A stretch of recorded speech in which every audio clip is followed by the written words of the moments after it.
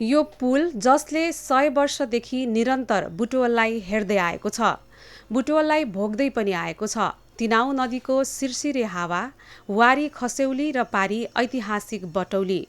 बुटवल सहरको सभ्यता जोड्ने यो पुलचोकको झलुङ्गे पुल केवल एउटा पूर्वाधार मात्र होइन, पश्चिमाञ्चल नेपालको व्यापारिक इतिहासको जीवित साक्षी हो। यो पुलले 100 वर्षदेखि निरन्तर बुटवललाई हेर्दै आएको छ, बुटवललाई भोग्दै पनि आएको छ।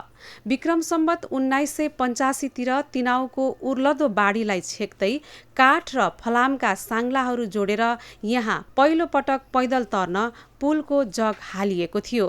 विक्रम सम्वत 1990 को महाभूकम्पपछि विक्रम सम्वत 1997 मा फलामका खम्बा र साङ्लाहरू ठोकेर यसलाई स्थायी स्वरूप दियो।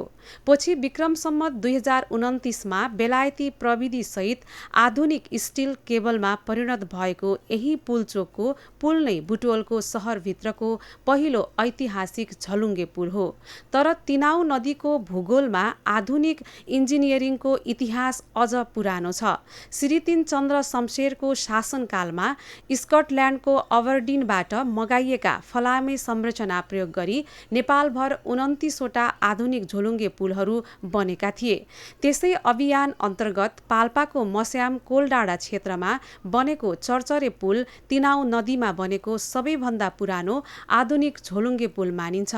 विक्रम सम्वत 1957 मा त्रिशुलीबाट सुरु भएको आधुनिक झोलुङ्गे पुलको यो यात्राले खोलाका दुई किनारा जोड्ने सामरिक मार्गहरू खोलिदिएको थियो।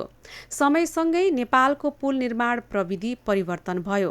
विक्रम सम्वत 2021 मा सस्पेन्सन ब्रिज डिभिजनको स्थापनापछि स्विस प्राविधिक सहयोगमा गाउँ गाउँमा आधुनिक केबल पुलहरू बन्न थाले।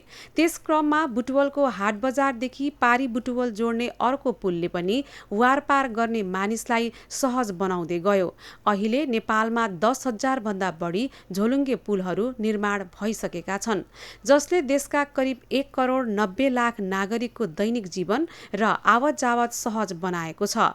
अहिले पुल चोकमा अत्याधुनिक पक्की पुल बनेसँगै त्यो पुरानो पुल मानिसको आवत जावतको लागि बन्द गरिएको छ र बन्द अवस्थामा पनि यो पुलले पारी बुटवल तर्फ पाइप मार्फत खानेपानी पुर्याउने काम भने गर्दै आएको छ।